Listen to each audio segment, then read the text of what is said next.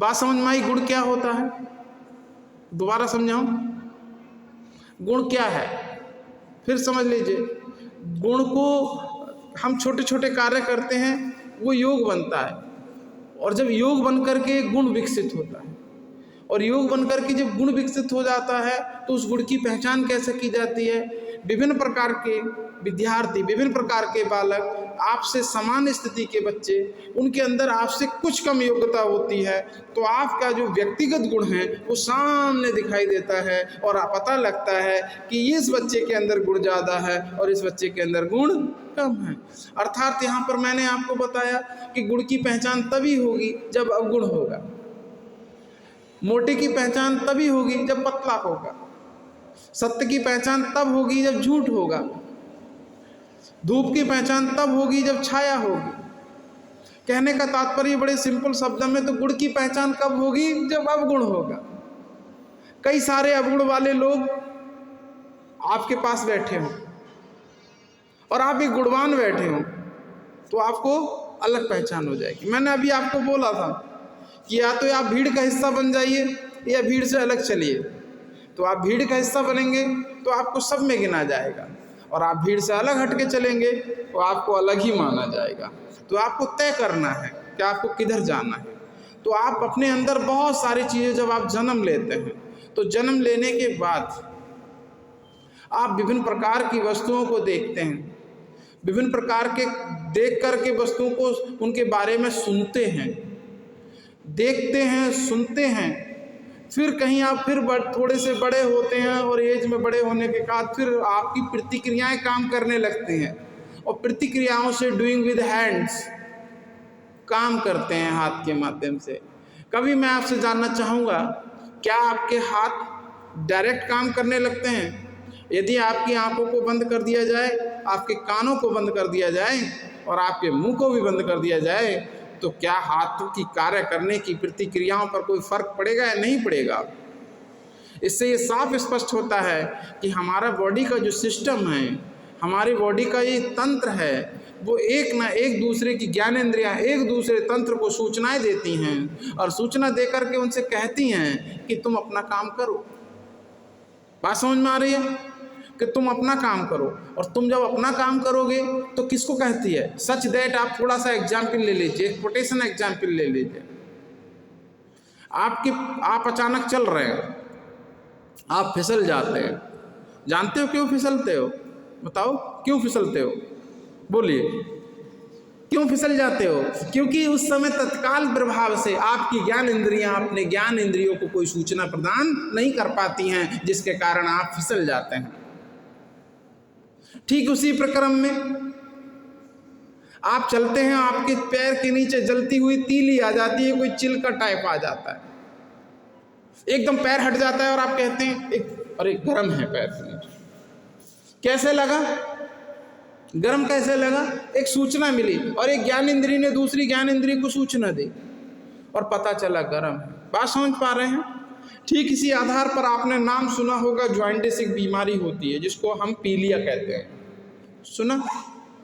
वो जॉइंटिस नामक बीमारी क्या होती है?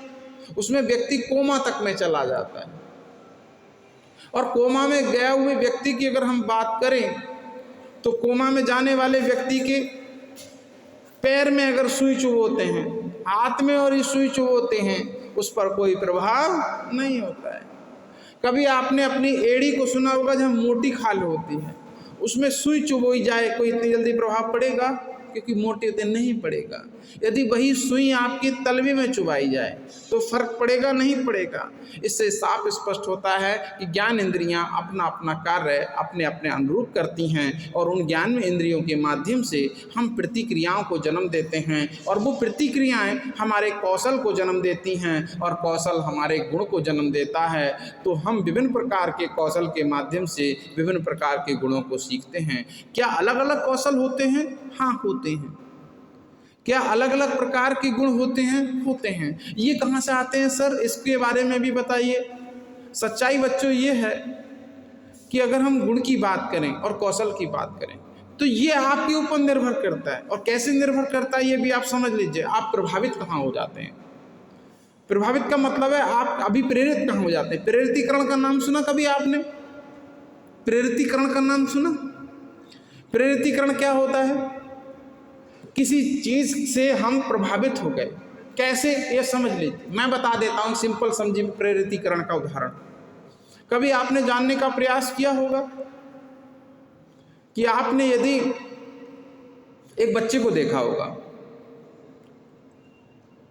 एक फ्रेंड को देखा होगा, अपने आप को देखा होगा, आपके अंदर एक बात आती है, जैसा मेरा दोस्त कर रहा था वैसा मैं भी करूँगा, जैसे मेरी फ्रेंड पहन रही थी वैसा मैं भी पहनूंगी, जैसे वो बना बहुत पैसे कमाता है मैं भी पैसे कमाऊंगा।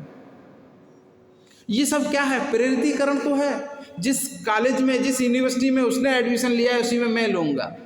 ये क्या है? सबसे ज़्यादा हम जो सीखते हैं, सबसे ज़्यादा प्रभावित होते हैं, सबसे ज़्यादा जो प्रेरितीकरण हमें प्राप्त होता है वो कहाँ से प्राप्त होता है? 2-3 लोगों से प्राप्त होता है। एक तो होता है सबसे ज़्यादा दोस्तों से। हम सबसे ज़्यादा दोस्तों से सीखते हैं, उन्हीं से प्रेरित भी होते हैं, चाहे वो नेगेटिव डायरेक्शन में प्रेरित हों चाहे वो पॉजिटिव में हो। ऐसा नहीं है कि सारे हम पॉजिटिव में प्रेरित हो जाते हैं, क्योंकि दोस्तों के साथ रह कर के लोग IAS तक बन गए हैं और दोस्तों के साथ रह कर के लोग मजदूर और नाकारा भी बन गए हैं। ये बात समझना पड़ेगा। दोस्तों के साथ रह कर के आप स्मार्टशिप कर सकते हैं, दोस्तों के साथ रह कर के आप बिल्कुल बेकार भी लग सकते हैं, दोस्तों के साथ रह कर के आप स्मार्ट वर्क कर सकते हैं, दोस्तों के साथ रह कर के आप सामान्य भी बन सकते हैं, लद्दड़ भी बन सकते हैं। ये कहाँ से प्राप्त हुआ? प्रेरितीकरण से तो प्राप्त हुआ। बात समझ पा रहे हैं? हमने देखा, अपने छोटे बच्चे को देखा होगा, कल पड़ोस में, आपके पड़ोस में जहाँ आप रहते हैं वहाँ आपका एक छोटा सा बच्चा है जो खेलता है, और छोटे से बच्चे के पास में क्या होता है कि पड़ोस वाले घर में एक बच्चे को साइकिल खरीद के ला दी जाती है। आप बच्चे को बहुत रोकते हैं, रुक जाइए, नहीं जाएंगे, आप उधर नहीं जाएंगे। बच्चा कहाँ जाने का प्रयास करेगा? दोस्तों में जाने का प्रयास करेगा। क्यों जाएगा भाई? क्योंकि उसके हम उम्र है। और दूसरी बात मजे की ये है कि साइकिल नहीं आ गई है खरीद के। फिर जब साइकिल को टटोएगा वो कह देगा नहीं मेरी साइकिल मत छूना, मैं नहीं छूने दूंगा। कभी कहेगा चलो आओ सोनू हम तुम्हें खिलाते हैं अपने साथ। जब देखेगा और शाम को आके कहेगा आपसे, पापा कुछ भी हो जाए हमें भी साइकिल चाहिए, मेरी भी साइकिल लानी चाहिए, मोनू मुझे साइकिल नहीं छूने दे रहा था। बात समझ पा रहे हैं? ठीक इसी तरीके से आप प्रतिक्रियाओं को उदाहरण देते हैं और प्रतिक्रियाओं के माध्यम से आप अपने आप को चेंजेस करते हैं। कभी आपने देखा कि आपने जो कपड़े पहने हैं, आप रहते हैं, आपका लुकअप है, तो वो रहते कैसे हैं आप? कहाँ से सीखा आपने ये सब? अपने दोस्तों से ही सीखा आपने अपने दोस्तों से ही तो सीखा, आपने अपनी सोसाइटी से ही तो सीखा। अभी आप देखिए राजस्थान में कल्चरल है, जैसे गुड़िया कपड़े पहने हुए है, लोग पगड़ी बांधते हैं, देखा होगा, महिलाएं घाघरा और वो पहनती हैं। ये क्या है? कल्चरल है। कल्चरल में एक सही वेशभूषा है, और सही वेशभूषा में हम जो लोग, और ये कहाँ से आई होगी? इससे भी प्रभावित हुआ होंगे। समझ रहे ना? फिर आप थोड़ा सा हटके आ जाइए और स्टैंडर्ड वैल्यू को डेवलप कीजिए और थोड़ा देखिए, IPS महिला है, IAS महिला है, मजदूर वर्ग की महिला है, किसान वर्ग की महिला है, किसान वर्ग का पुरुष है, मजदूर वर्ग का पुरुष है, IAS वर्ग का पुरुष है, डॉक्टर वर्ग का पुरुष है। सब अपनी अपनी सोसाइटियों से क्या होते हैं? प्रेरित होते हैं, और वहाँ से प्रेरित होकर के एक नया आयाम रचते हैं, और उन नया आयामों में उनकी वेशभूषा, उनके सारे वैसे ही बनते चले जाते हैं। तो मैंने कहा था बॉडी एक सिस्टम्स है, वो काम करती है। और काम कैसे करती है? बॉडी कैसे काम करती है? जैसा हम इसको ढालते हैं वैसा ही बन जाती है। हमने डिसाइड किया हमें क्या बनना है। आपने डिसाइड कहाँ से किया? आप क्या बोलते हैं? आप क्या सुनते हैं? आप तो वही वोकैबुलरी बोलते हैं जो आपके पास पिताजी, माताजी और अड़ोस पड़ोस में बोली जाती है। कुछ विद्यार्थियों को गाली देनी भी नहीं आती है, लेकिन कुछ विद्यार्थी शुरू से ही गाली का इस्तेमाल करते हैं। कुछ लोग सभ्यता, मान, मर्यादा से हाथ जोड़कर नमस्ते करते, कुछ नमस्ते करना पसंद नहीं करते हैं। वो उसमें सोचते हैं हम नमस्ते कर लेंगे हम छोटे बन जाएंगे। क्या ये वास्तविक सच्चाई है कि कोई नमस्ते करने से छोटा बन जाता है? नमस्ते करना, किसी का आदर करना, किसी का सत्कार करना, ये इसकी संस्कृति पर निर्भर करता है, इसकी सभ्यता पर निर्भर करता है, इसके पारिवारिक संस्कारों पर निर्भर करता है कि वो किस परिवार से है। बात समझ पा रहे हैं? तो यहाँ पर हमें कई सारी चीज़ें देखने को मिलेंगी जो हमारे पास में वास्तविक स्थिति में कन्वर्टेशन हमें देखने को मिलता है। हमारे पेरेंट्स और सबके पेरेंट्स, हर पेरेंट्स ये चाहते हैं हम आईएएस बच्चा हो, हमारा सबसे ज़्यादा बुद्धिमान हो। लेकिन क्या वास्तविकता में ऐसा होता है? सबके बच्चे बुद्धिमान, सबके बच्चे आईएएस क्यों नहीं होते हैं? कारण affected to society, affected to atmosphere, affected to talking language, affected to अभिप्रेरितीकरण। कौन सी बातें अच्छी लगती हैं आपको? आपको कौन सी बातें अच्छी लगती हैं? बच्चे को कौन सी बातें अच्छी लगती हैं जानते हो? जो उसके फायदे की हों। 2 बार थप्पड़ मार देंगे बच्चे को, कभी आपकी तरफ मुंह नहीं करेगा। 2 बार लॉलीपॉप खिला देंगे, चॉकलेट खिला देंगे, आप उससे सारा काम करवा लेंगे। समझ रहे ना किस तरीके से वो बच्चा आपको अपने आप में परिवर्तन देखने को मिलता है। आप समझिएगा, हर कोई चाहता है ऐसा होना। लेकिन हमने जो इस बात कर रहे हैं कि गुण कैसे विकसित होते हैं, गुण की पहचान कहाँ से होती है, हम दोस्तों से सीखकर, संसाधनों से सीखकर हम गुण विकसित करते हैं। हमारे अंदर एक ललक पैदा होती है, मुझे माता पिता का नाम रोशन करना है। हमें ललक पैदा होती है, मुझे समाज में सबकी तरह बनकर नहीं रहना है, मुझे अपने पिताजी की इज्जत को 4 चांद देने हैं। ये ललक लगती है और उस ललक के माध्यम से हम क्या करते हैं? आगे बढ़ते हैं। आपको सम्मान मिलता है। आप कुछ नया करेंगे तो आपको अलग ही सम्मान मिलेगा। आप नया नहीं करेंगे तो क्या आपको सम्मान मिलेगा उतना? आप सब में गिने जाएंगे।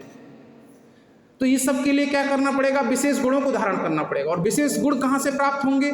विशेष कौशल से धारण होंगे। और विशेष कौशल कहाँ से मिलेगा? हम विशेष लोगों से प्रभावित होंगे, विशेष लोगों से प्रेरित होंगे। तो इसी क्रम में हमें ध्यान रखना होगा कि हमें गुणों की पहचान करने के लिए, गुण को अपने अंदर धारण करने के लिए, क्या मैं आपसे जानना चाहूँगा, क्या सभी के सब गुण उसके लिए कौशल होते हैं? क्या सभी के सब गुण उसके अवगुण किसी के उसके लिए कौशल होते हैं? आप सच्चाई समझिए, आप ध्यान दीजिए। लोग कभी देखा होगा, नाम सुना होगा सुल्ताना डाकू का, सुना? कैसे बना? कोई नेगेटिव में भी यदि आपकी कोई गलत काम आप करते हैं और उसकी प्रशंसा करता है, तो आपका कार्य करने की क्षमता और आपके कार्य करने की कार्यविधि और प्रतिक्रियाएं उसी क्षेत्र में बढ़ती चली जाती हैं।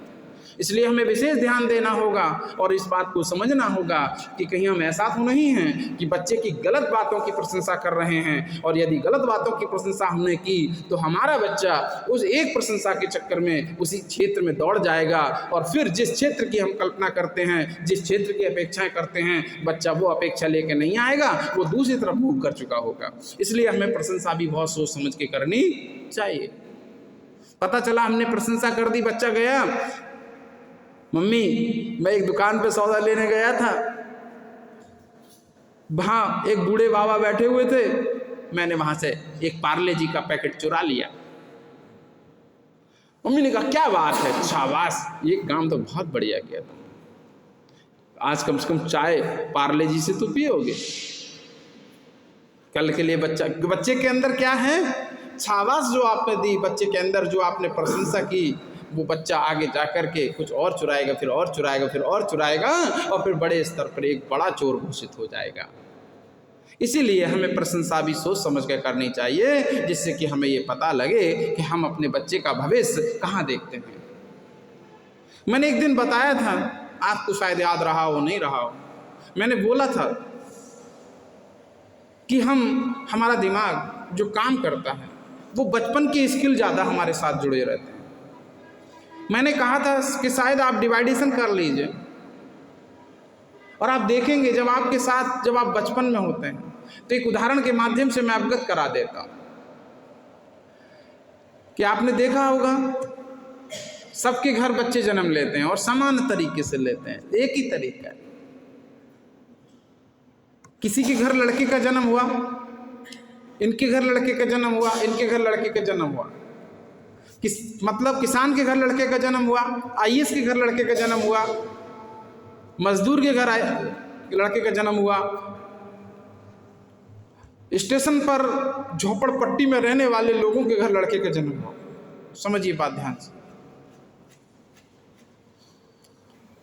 सबने अपनी रिश्तेदारियों में फोन किया, अपनी बहनों को और आदि आदि लोगों को फोन किया, हमारे घर लल्ला का जन्म हुआ है। वो लोग आए, उसका नामकरण होगा आदि आदि। जब वो आएंगे तो आप जानते हो वो खिलौना कैसा लेके आएंगे। यहाँ समझना है बात को, यहाँ पर देखना है। वो खिलौना जो होगा, जो टॉयस होंगे, वो लेवल टू योर फादर्स होंगे। किसान के घर खिलौना कैसा होगा, आईएएस के घर खिलौना कैसा होगा, मजदूर के घर खिलौना कैसा होगा। और उन खिलौनों के आधार पर हम बच्चे की जो कार्य करने की छोटी छोटी खेलने की प्रतिक्रियाएं हैं, वो जब बच्चा थोड़ा बड़ा हो जाता है और 2 से 3 वर्ष का बच्चा उन प्रतिक्रियाओं से संलग्न होकर के चलता है और उन खिलौनों से परिभाषित होता है और वो देखता है।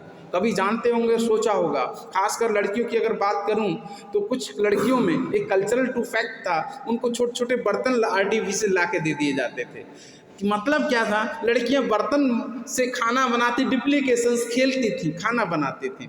जानते हो उससे मतलब क्या है? Insist two point in the futures, ये बताना चाहते हैं कि खिलौना भी कहीं ना कहीं किसी तरह फ्यूचर्स को इंगित करता है। किसी ने अपने बच्चे को मेडिकल सेक्शन की दवा इंस्ट्रूमेंट ला के दे दिए, वो खिलौना, तो बच्चा डॉक्टरी की ओर अग्रसित हो जाएगा। किसी ने बच्चे के लिए कभी देखा चश्मा, देखा होगा लाल वाला जो चश्मा मेले में बिकता है, पहिया देखा होगा जो डर डर करके दौड़ता है। ऐसे हमने खिलौने को यूज़ किया और वो खिलौने हमारे लिए क्या बने, एक आगे इन फ्यूचर्स के लिए एक परिभाषित उदाहरण बने। और फिर हम सोचते हैं कि बच्चे को मोड़ेंगे। हमें तो उस बच्चे को सांचे में ढालना होगा और बच्चे को सांचे में ढालने के लिए विभिन्न प्रकार के गुणात्मक पहलुओं पर भी ध्यान देना होगा। इसी के साथ मैं अपनी वाणी को विराम दूंगा। धन्यवाद। क्षमा साथियों, हम ये भी कहना चाहते हैं, हमारा मतलब फॉलोअर्स बढ़ाना नहीं है, हम समाज को एक अच्छी दिशा निर्देशन देकर बच्चों को, आप अपने विद्यार्थियों को अच्छे मार्गदर्शन पर ले जाना चाहते हैं। किसी भी त्रुटि के लिए क्षमा प्रार्थी हैं। धन्यवाद।